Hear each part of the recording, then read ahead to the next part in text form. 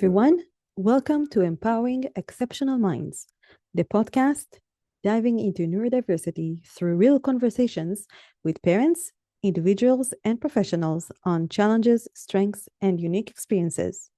I'm your host, Maayan Glazer-Koren, an educational therapist, ADHD educator, and ASD specialist. At Educational Therapy LLC, my private practice, we support kids and adults with executive function and learning differences toward confidence and independence. This podcast is a collaboration with Wiz Therapy, connecting individuals to providers and streamlining services for neurodiverse communities. Our goal is to share strategies, stories, and insights to empower families, educators, and professionals. Before we begin, a quick disclaimer. The views and opinions expressed by our guests are their own and do not necessarily reflect those of this podcast or Wiz Therapy. The conversations here are for information and empowerment, not a substitute for professional or medical advice. And most importantly, if you are experiencing a mental health emergency, please dial 911 immediately, or you can text 741-741 to reach the crisis text line in the US for support. Hi, everyone. This week's topic is self-supporting executive functions in graduate and PhD programs. Our guest today is Dr. Becca Güler, who is an experienced and accessible medical education advisor with a proven track record of strong match and USMLE STEP outcomes. She's also a learning and neurodiversity expert, supporting individuals and workplaces in building systems that truly fit how people think and learn. Executive function coaching is one of her favorite areas of work, where she supports clients and from teenagers through professionals, and she especially enjoys guiding graduate students through thesis and dissertation success. Her work is shaped by a deep commitment to meeting the needs of every individual, a value that has guided her for her 23 years career. Am I correct, Dr. Güler? Mm-hmm. Yeah, 23 years. Wow. That's very impressive. Well, thank you for joining. Did I miss anything? Do you want to add anything? No, I think you got it all. I'm excited to be here. A Well, great topic. Thank you for joining. I'm really excited about it too, because when I got your email, we were kind of back and forth about it. I was thinking that when we are in grad school and post-grad, the assumption is with ourselves also, right? That our environment, and with our environment too, and that we are old enough, quote unquote, and have enough, quote unquote, skills under our belt to stay on track, to reach our goals. And now, I also went to grad school, and I want to emphasize that many MA students and PhD students have families already, maybe, right? Maybe they have young children in the house. Maybe they also have a job, so they also support themselves and their families. And so I was wondering if you can help us with your experience with the following topics. And one of my questions is, for example, how we can stay on track without external structure. I mean, how we can create our own structure. Yeah, that's a good question. It is necessary that we have some kind of structure. So that is something I put to people, the idea that I float out there. But that structure doesn't have to be rigid. And that's where I often see a mistake happening, is that people will often have, particularly high achievers, often have sort of an all or nothing mentality, or might be a little prone to perfectionism. And so they tend to do a very micromanaged schedule for themselves, where every moment is accounted for. And then when any small thing goes wrong, whether that is like the electricity goes out, or like today, my laptop camera went out, and I had to adjust my schedule and my clients, and have a backup. When any little thing that maybe we can't even prevent happens, or maybe we ourselves just wake up sick, or we're just having a really bad motivation day, or we're really burnt out, etc. If that schedule gets off in any way, then it's completely off track. Like they feel like the whole day is just burned.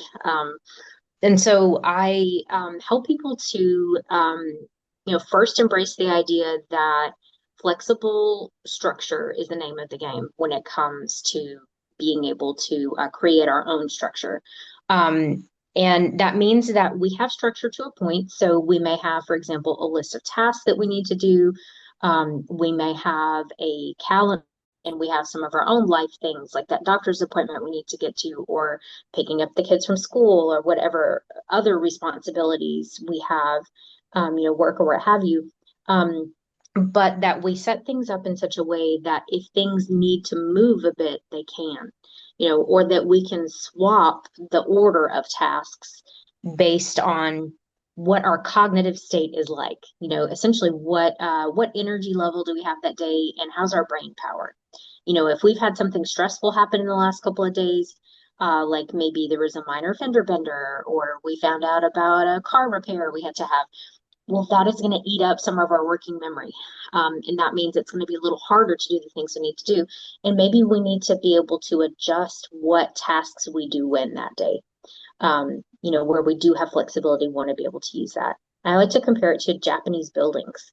Mm. So because Japan is an earthquake area, and they're also pretty genius engineers, they build modern buildings in a way that the components, like the bricks or the pieces that hold the walls together, actually shift back and forth a bit whenever there's vibration during an earthquake. If the building were, if the walls were just solid or rigid, they would crack, they would break.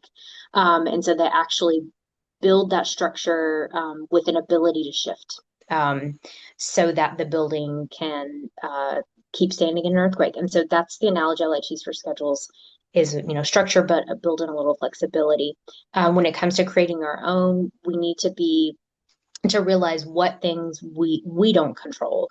What time class meets, what time we pick up the kids, what time we have to be at work or leave work. Those are external schedule things that we have to work around. Those are the first things, I always recommend putting into a schedule, because they're fixed. And then we need to think about the things that maybe it's better if we do them a certain time of day, for whatever reason. If it's that we have roommates, or maybe we have to use like a laundromat or washateria, is there a certain time of day when the machines tend to be more empty? Um, so we may have to choose some of our life tasks, or even tasks that we're doing for school. We might think about, maybe are there certain days of the week or times of day that the lab that has the software we need to do our project, with the statistical software we need, is it only open certain days and times? So where maybe we do have some choice, but maybe we have some limitations and we need to make some priorities. Those are the kind of things we want to put into our schedule second. Um, and then the last thing I put in the schedule are the things that could kind of go almost anywhere. The things that are much easier to fit somewhere and have very few limitations. Something that I see frequently, particularly when it's particularly important to think about when people do have work and or family and grad school going on.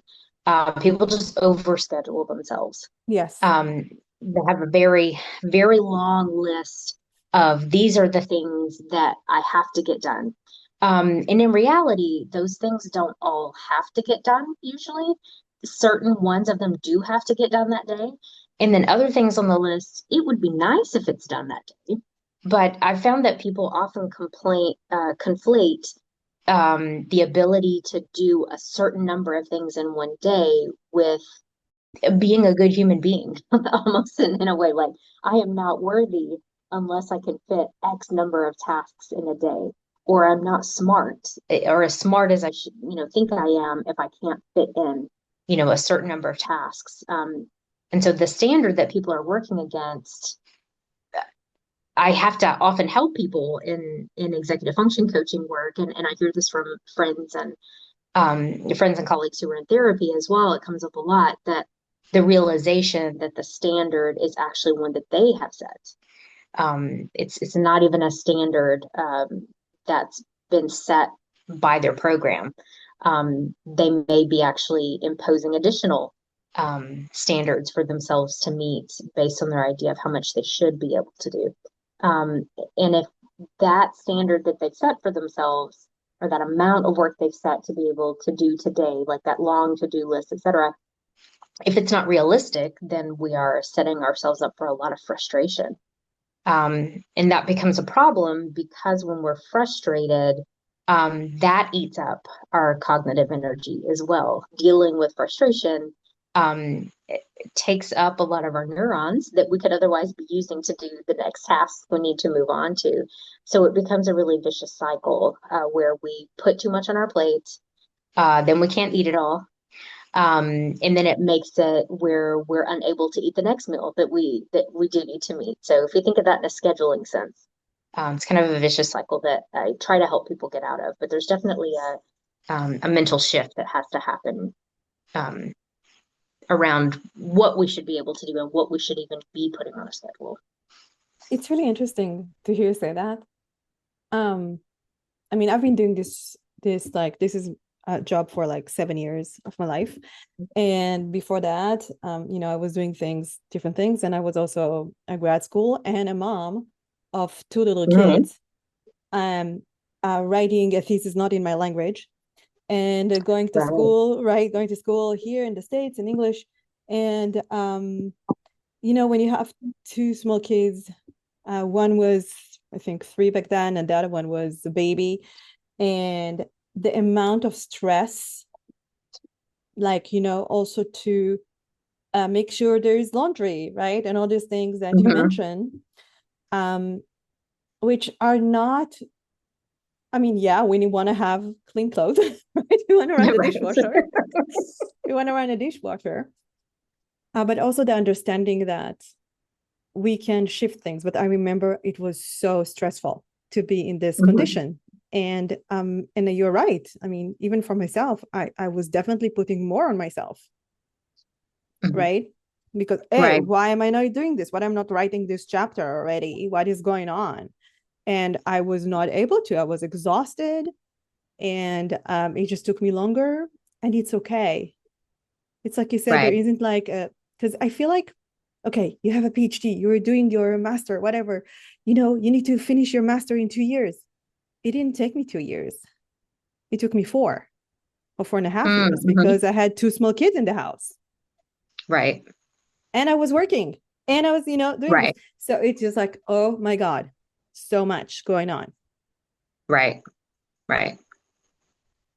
Something that I mention a lot, and this could be its own topic, certainly. So I won't go too far into it, but I do always touch on this as I'm meeting with clients, that we are essentially, physiologically speaking, we are hunter-gatherers. We see ourselves as modern humans. And most people don't realize that our actual anatomy and physiology really has not changed to adapt to modern life, because the changes that would necessitate the change, like the changes in the technology and society, have been very rapid in terms of human development. If we look all throughout history, have had so many changes in the last 100 years even, that cause us to be, for example, dealing with an onslaught of information. I myself am a young Gen Xer, not quite a millennial, kind of there on the cusp of the 2 generations. And I consider myself pretty lucky that I grew up in an analog world. My childhood years, there were no cell phones. And I knew how to spend time if I had extra time to kill. I didn't have a phone to pick up and automatically get pulled into the digital world. And I didn't have notifications chasing me. I didn't have constant communication from people like with text. And, I text as well. It's handy. There are certainly situations where it's nice to be able to like type out that address instead of trying to tell someone on the phone for them to catch it and hear it. It has its uses, but our modern world is basically a situation where information, it's not just even that there's so much of it, and we have to choose what to access, but things are now set up in such a way that information is chasing us Yeah. through notifications, through contacts. And it's something that we really have to think about, be aware of when we're thinking about setting up our schedules. That our brains and our bodies were designed for staying in one place for a little bit and doing one task, and maybe talking with someone else while you're doing it, and then getting up and moving to another place and continuing the task there or going on to a new task. So we just aren't meant for the way that life is set up. And we get very frustrated with ourselves sometimes when we can't keep up with all these different demands. But it's because the demands really aren't in line with the way our bodies are designed. Yeah. So I work with people to factor that into their scheduling. So when they build that structure in for themselves, we've got to look for places to put breaks. If we're afraid to take a break, because that I do work with a lot of clients with anxiety, ADHD, lots of other conditions. And so, they're often afraid to take a break because once they take a break, they get distracted and they don't know if they'll get back in, Yeah. get back to what they need to be doing. And I totally get that. That's fair. Yes, definitely something to think about. But I let people know that a break doesn't have to necessarily even mean leaving the room. You can just stand up, push the computer away for a bit, and it could be 2 minutes of just leaning against the wall and doing like some wall yoga, some stretches or something. But our body craves the movement. Our eyes and our brain need to look away from the screen. In something like 2, 3 minutes where we don't leave the room, we just have a little motion and we're not even getting far away from the computer, etc. It's not hard to slip back into that flow that we were in, slip back into the work that we were previously doing. So I help people find practical, realistic ways like that to um, set their schedule up where they can be human, but also still stay in that work mode when they need to. It's interesting you're saying this. I feel like that. Yeah, sometimes we can be very rigid and also the fear, oh, I'm gonna distract myself. If I'm gonna take that break, I won't be able to come back. Right. And I see it a lot with my ASD clients as well, that this is Mm-hmm. something that is very challenging. And also this rigidity about, oh, it's in the schedule, so I have to follow that. And one of the things Right. that I like to say also is that when I work with my clients, is like, this is not set in stone. Right. If it's on the Google Calendar, it means you can also move it. And if it Right. was set in stone, you would have taken, like, I don't know, another person to help you to take it. And this is where we are saying we're going to delegate, right? There are things you can delegate. Like in my case, it was, I could have done that. I could have done like laundry, right? I could have delegated to someone else, right? So Right. these are the things that it's like kind of understanding what you can do. And I love what you said about going back to the body and back to understanding that this is so different from, what is being asked from us in this tail chasing environments we live in. Yes. And that our bodies are still the same. I mean, they Right. didn't change Right. as much. Right. Right. They really haven't. Yeah. You are not cyborgs. Right. So when you and I again kind of talked about things, um, these also few things that can lead to procrastination, like the fear of, will I be able to take a break and come back? Can we talk more about how PhD students can, or grad students can manage procrastination? Yeah, absolutely. Procrastination is a very common human habit. Like, I think procrastinating kind of makes you human. It's proof that you are human because I most of us agree. do it I to say some that too. degree. Yeah. Right. It's not a huge character flaw. It's actually very, very normal. Um, and when you think about it, like dogs don't procrastinate things because they don't need to procrastinate things, they're not a task. Like, it's a very human thing to have things to do and want to do them later. There are a lot of different reasons that people procrastinate, and this is something that psychology has looked at. I think it's important that people know about those and kind of consider which ones it could be for them. For some people, procrastination has a lot to do with perfectionism. It's the second time I've mentioned that in this podcast, but I see it happen so often. Again, particularly with graduate students, we're talking about because you have to be somewhat driven, right, to be doing a graduate degree. And so with being a, kind of a high performer, someone that is aiming for a graduate degree like this, the procrastination often takes that form of, I want it to be so good. I want every detail to be covered. I have to plan every aspect of this before I do it until I know that I have every angle covered and that I can that it can be perfect, that I can have everything covered, then they won't get started. And then they end up starting, maybe very last minute once the fire is under them and they just have to accept whatever it is and get it done and move on. And it's super, super anxiety inducing. It's so hard to get it done last minute. And so that's one possibility is, are we being perfectionists? In when that is the case, something that I advise people to do is consider, to think of any project that we were doing, any task or any project, as it's a work in progress. Mm-hmm. And it's something that we probably haven't done before. We probably haven't done that identical thing before. There's some new element. Either it's a new topic, or the format we're going about with it is different, or maybe the resources we're going to have to use are a little different. There's probably something unique about it. So it's probably the first time we're doing it to some degree. And I advise people to think about like product development. Like if someone's inventing something or creating a product, they have to plan to a point and then like make a prototype and try it out.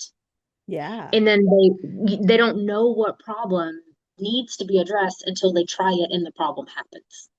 And when it comes to tasks that we're doing and papers we're writing, and whether we're going for like a dissertation or a thesis or something else, there are some steps. We need to accept that there are some steps that we cannot foresee.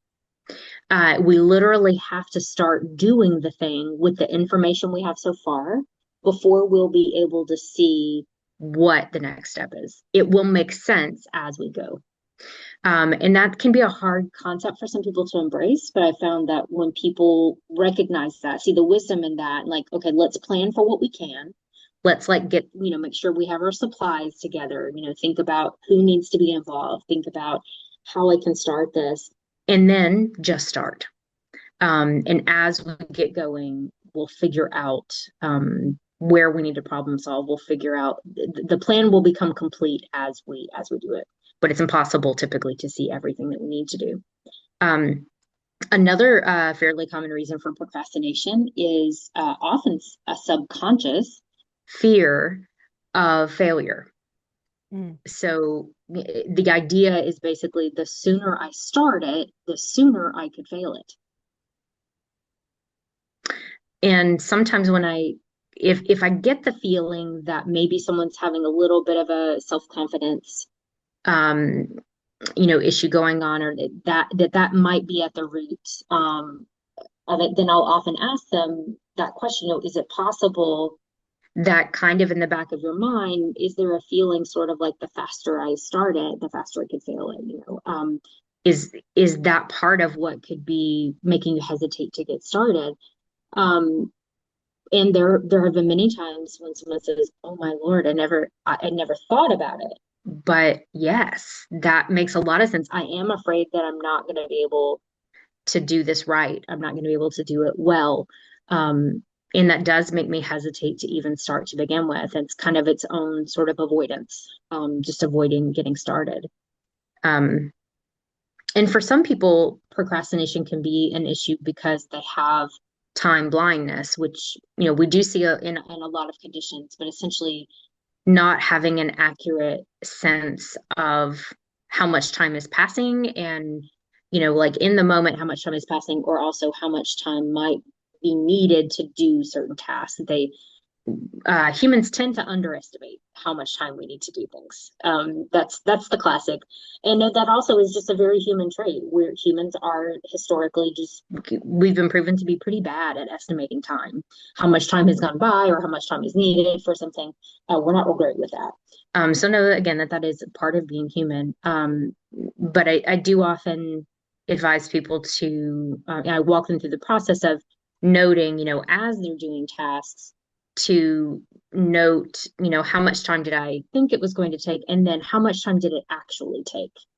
Not so we can feel bad about ourselves, but so that we can look at it and say, like, oh, okay, now I know. Like maybe it's a new course that we're in, or it's some kind of new task.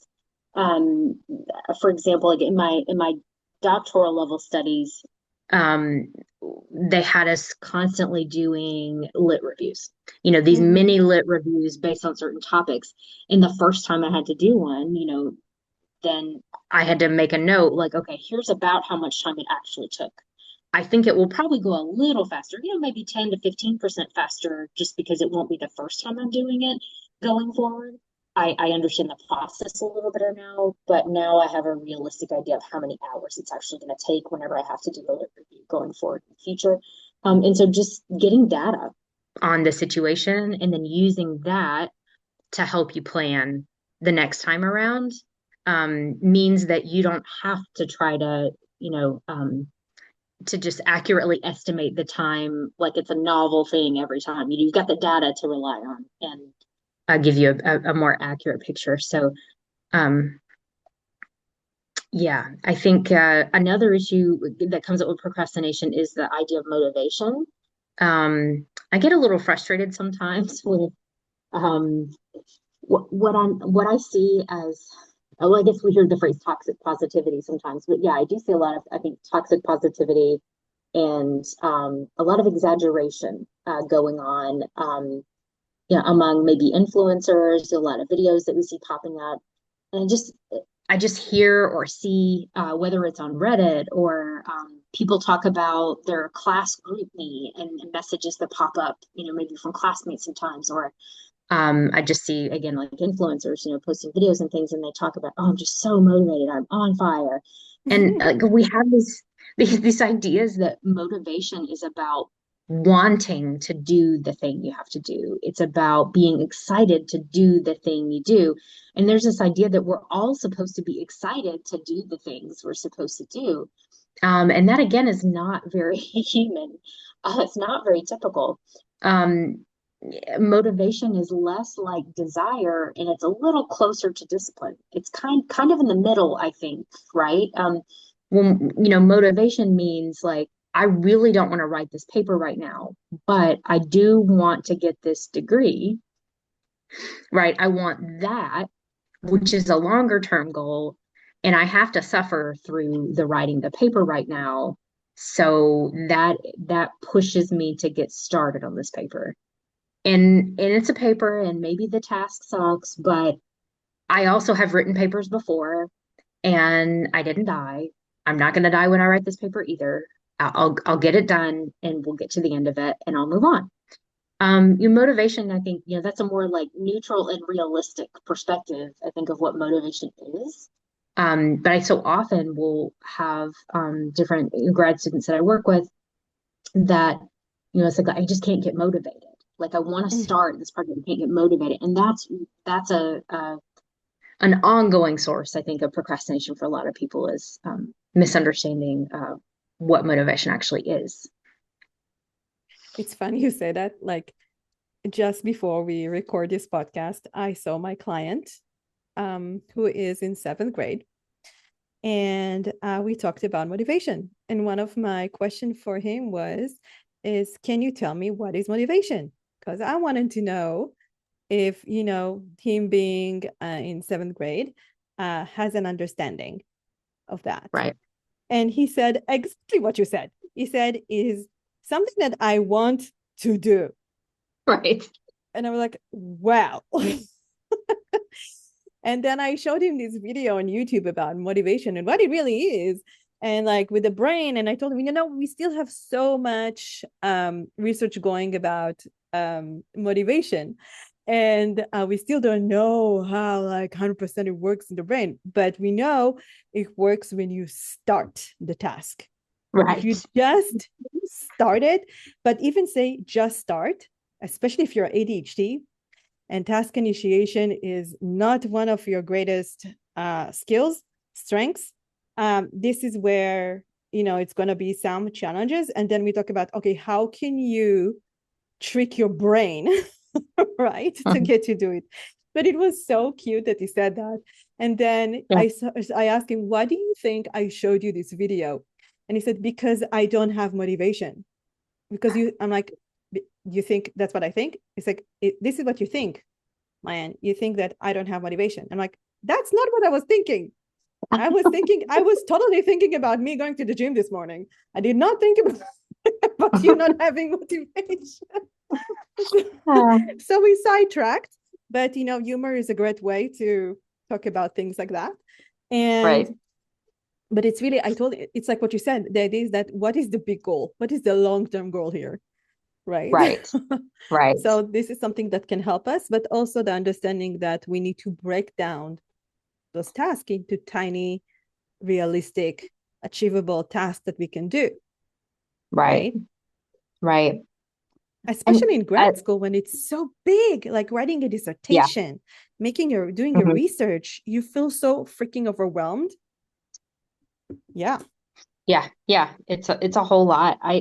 Something that has come up a lot. And by the way, I do dissertation editing as well, dissertation coaching and editing. And so it's something that when I'm coaching people, it's nice because I'm working with them. It's like executive function coaching, but specifically in the dissertation realm. And so it's really interesting to see those worlds come together. And I love that I have the opportunity to, along the way, work with them on those things and just clarify the process for them.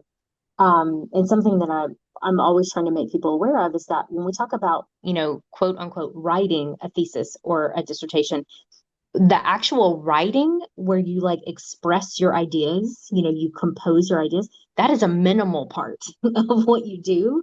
Writing a thesis or dissertation is actually, it's a lot of researching, right? We're looking for sources. We had to narrow down our own ideas. Maybe we decide kind of what is our thesis or our research question. And then we look for all these resources and we read those and we take notes and we narrow it down what we're going to use, and then we actually write. But another big task that people often overlook is tracking their resources.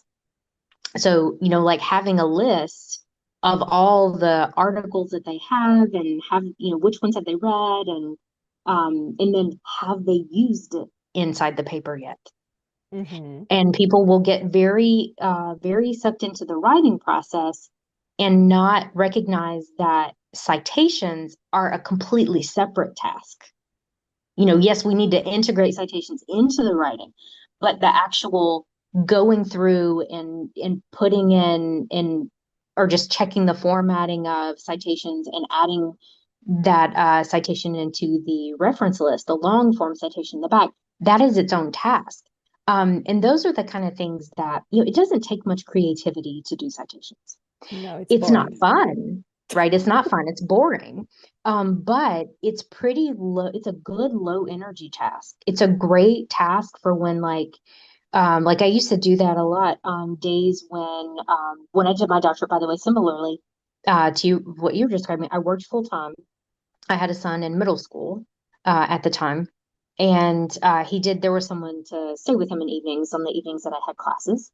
But yeah, I would come home from having worked the whole day and had hours of classes. And, on the days that were particularly busy and I didn't have much time, I had a little bit of time and only a little bit of brain power. Then those days, I either read one article and annotated it, or I just went through a section that I had written a previous day and left little notes to myself about, this came from Watson or whatever. I might maybe put a note about a citation, but I would actually do the citation at that point. Just go through, clean it up, put in the full citation, Watson 2006, whatever, and then also put the full citation in the back in the reference list. So I just cleaned up, took care of that task as a separate thing. And so I think that's an important thing, whether someone's doing a dissertation or not, just in graduate school, whatever form it's in, identify which tasks are boring, but also not particularly hard. The ones that Yes. don't need a lot of creativity and fresh energy, but they do actually need to routinely be done.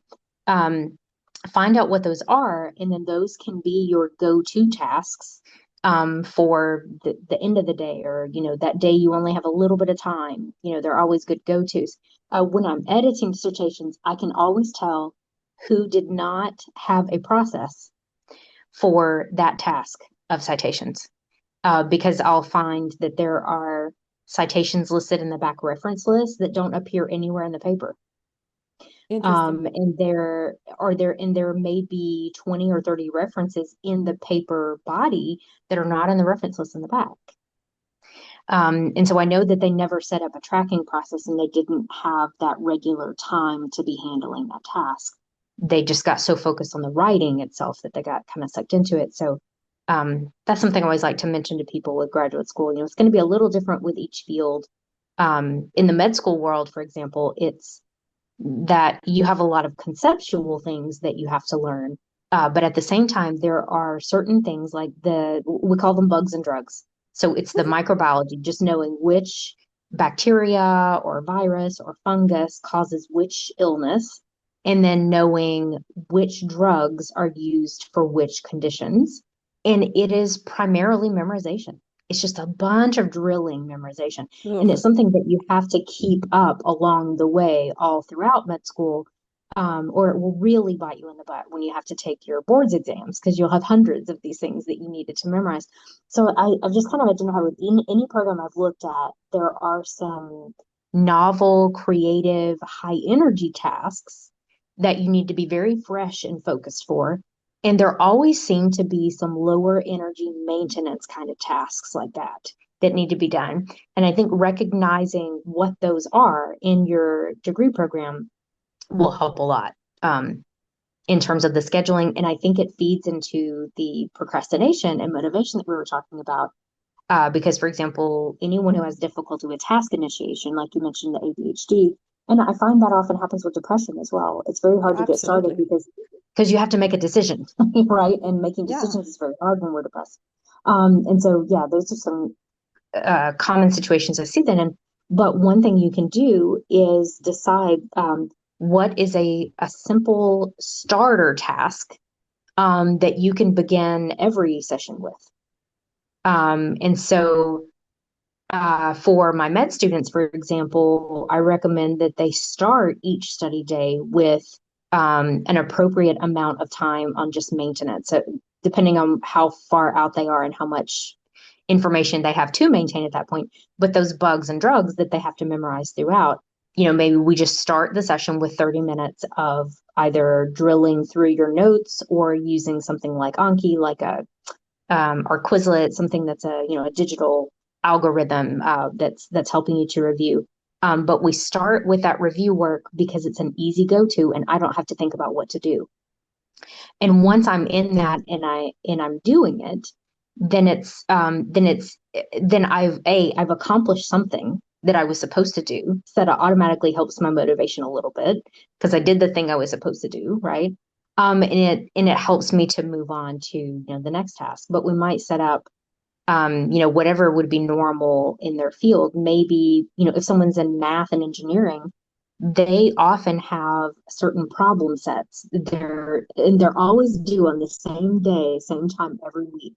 The professors in those fields really like consistency.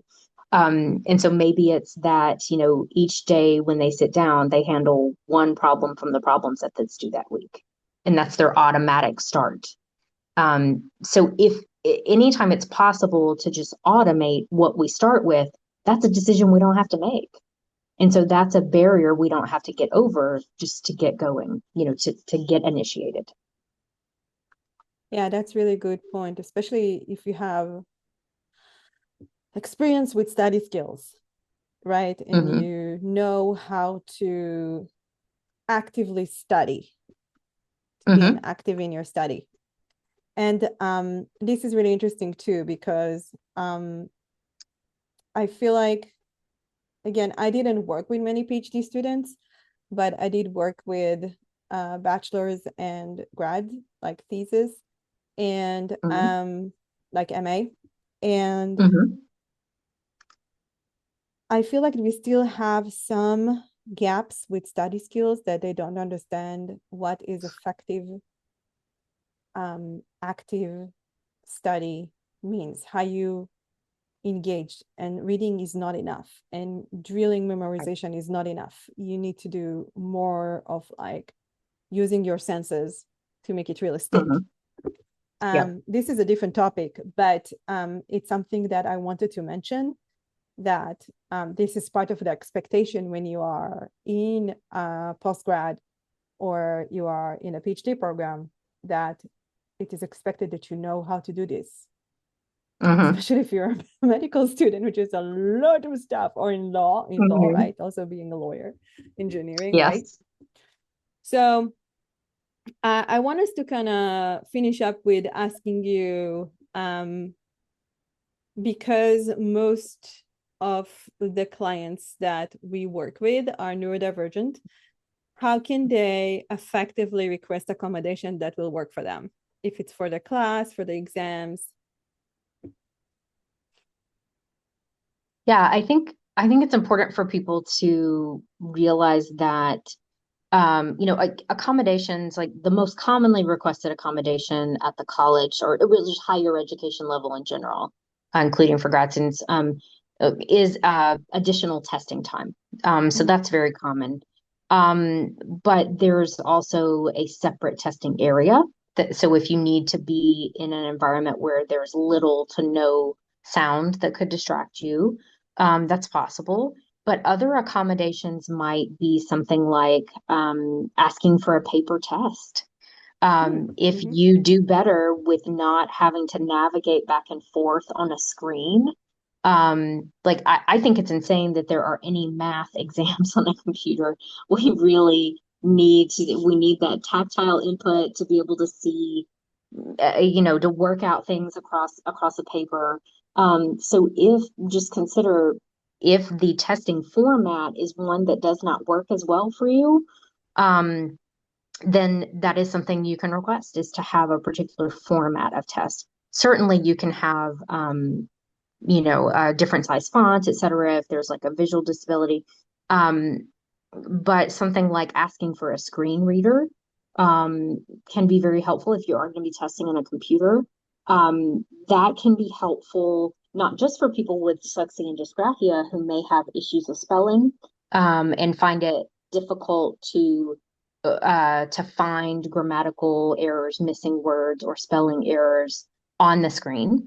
But also for people with difficulty focusing and tracking details, so like ADHD, depression, et cetera, a screen reader can even be helpful for them to, say they have essay answers that they have to type in on a test.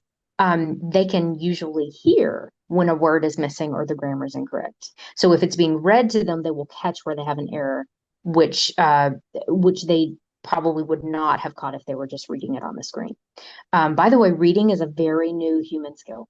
Like the earliest phonetic alphabet came out about 10,000 years ago, which in human history is nothing. That's very, very new.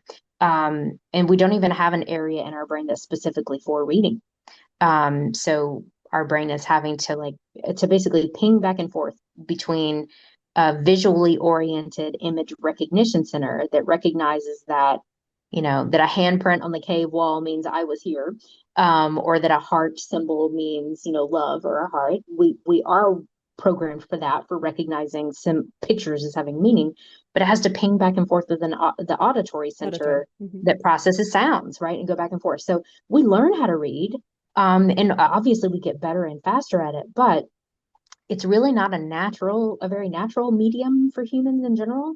I tell people to, avoid reading when you can. I mean, if you have to learn a lot of material as an adult, as a higher ed student, and particularly as a graduate student, you are not at a point where you need to prove to anyone that you are literate. We believe you. You're literate. You don't need to prove that to anyone. Your job is to process information and learn it in such a way that you can apply it. And so if you process information better by hearing it, then do it, when you study. And don't be afraid to ask for that as an accommodation. If it's reasonable and the school is able to do it, then they likely will. So that's something to think about. And a point that I like to bring out with people is that, for requesting accommodations, typically you will have it may be called the Student Disabilities Office. It might be Yeah. called Inclusive Learning. It may be called the ADA office. So it may go by different names, but there will be a designated office in person. But something to be aware of is that in higher education, it works a little differently than with high school. Accommodations are not set up to give you success. Accommodations are set up to give you access. Okay, so it's not, I need this accommodation because I will do better. It's, I need this accommodation because it's the only way that I can effectively receive the information from the test and then demonstrate what I know. Okay. And so that's something to think about. The guideline that's used, the recommendation and guideline that's used for determining what can be given as an accommodation at the higher ed level is based on a work environment. And so it is not appropriate, for example, to ask for a blanket recommendation and a blanket accommodation for extended deadlines, for turning in assignments later, because you will not get that in a work environment because no workplace can run that way. If any student, gets sick one week and they may ask to turn in a single assignment a few days later, that's different. That's a circumstantial thing. But it's not appropriate to ask for an accommodation for turning in assignments later on a regular basis. And be aware that at the graduate level, I, for one, had very few exams. My degrees were in education. I have a master's in education and a doctorate in education. And we had very few exams at that point. Everything was proving that we could use it, that we could design, that we could apply. So it was very, very project based. And that is the case for a lot of programs. And so often, if people are not going to be having timed exams regularly as a grad student, even if they had accommodations at the undergrad level, they may not ask for them in their new program at the graduate level. But if you are in a program that has some type of standardized exam for certification and licensure purposes, I highly recommend that you get the accommodations, ask for the additional testing time, get it on the record. You don't have to use it, okay? But when you apply for that like the national level, for therapy, counseling Therapist. licensure, or the MCAT, or the Yeah. DAPT, or USMLE, any of those, the number one piece of information they look at, first thing they look at is, did you have accommodations at the graduate level? And if you don't have those on the records, it's usually an automatic denial. The good news is that you do not have to prove that you used them. You just have to prove that you received them. You need that record. So consider if you need that paper trail. Yeah, I think that's the big stuff about accommodations at this level. That was awesome. I mean, Oh, great. that's so important. So important for our high education, high level of education students. So important for parents who are concerned about when their kid have a 504 in high school and where it goes. I just wanted to say that you will need to bring it again to the Department of Disability in your college and apply. And what I do want to say is that we need to finish up this awesome podcast. It was really interesting. Yes. Any takeaways you want our listeners to take with them?